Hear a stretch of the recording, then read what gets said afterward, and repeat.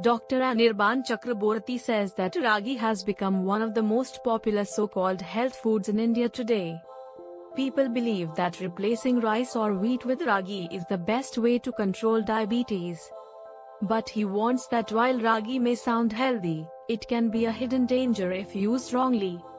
Ragi, also called finger millet, is rich in fiber, calcium, and iron. Compared to polished rice, it does have more nutrients. That is why it is often promoted as a superfood. But Dr. Chakraborty explains that ragi is still a grain, and it is still high in carbohydrates. A bowl of ragi mudde or ragi porridge can spike blood sugar almost as much as a bowl of rice. He shares the story of a middle-aged man who proudly told him, "Doctor, I gave up rice. Now I eat ragi mudde every day." But when his sugar report came back, his fasting sugar was still high, and his B1C had increased. The man was shocked. Dr. Chakraborty explained, ragi is not sugar-free. It still has carbs. Eating a plate full of ragi mudde is not very different from eating rice. Another lady switched to ragi dosa, believing it was safe. She ate 2 or 3 every morning. But her post-meal sugar touched 220. She was confused because everyone had told her ragi is good for diabetes. Dr. Chakraborty explained that the problem is not just the food, but the portion. Large servings of ragi still overload insulin.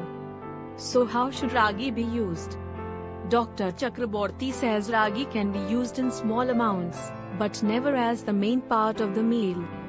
It works best when mixed with more vegetables, dal, or sprouts. For example, a small portion of ragi khichdi with palak, beans, and paneer is far safer than eating 3 ragi dosas alone.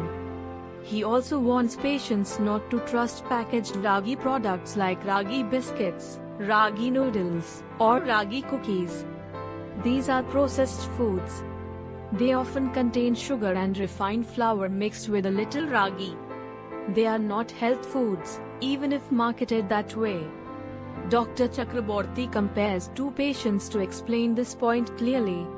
Patient A eats a large plate of ragi mudde with sambar and thinks he's healthy. But his sugar spikes, his insulin goes up, and his medicines increase. Patient B eats a small portion of ragi upama with lots of vegetables and a bowl of curd.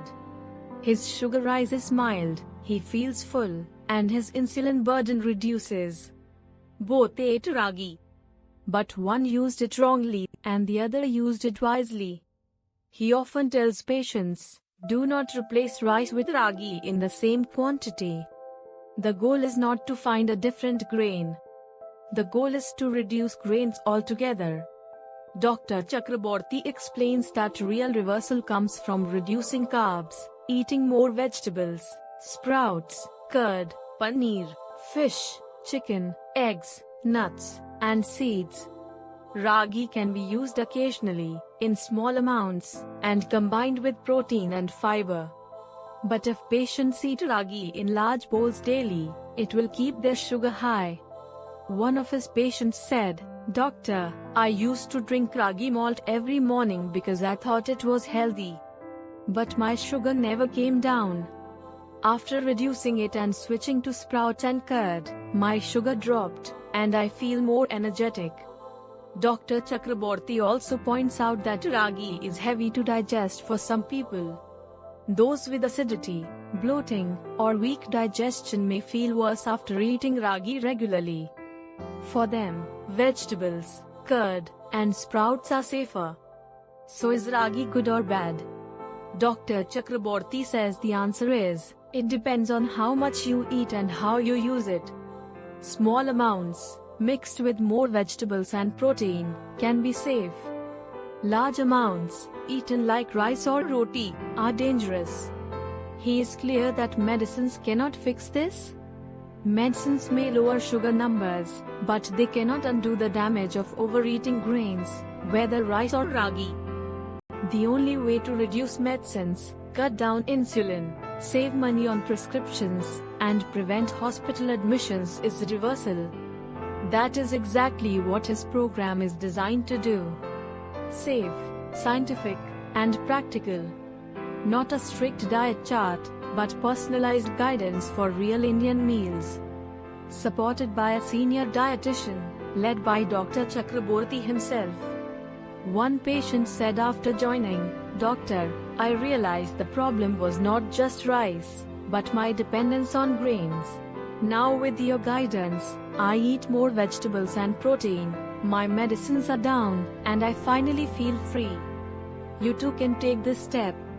Consult Dr. Anirban Chakraborty online from anywhere in the world. Call or WhatsApp at +9 1 8 9 1 0 9 0 2 5 4 7.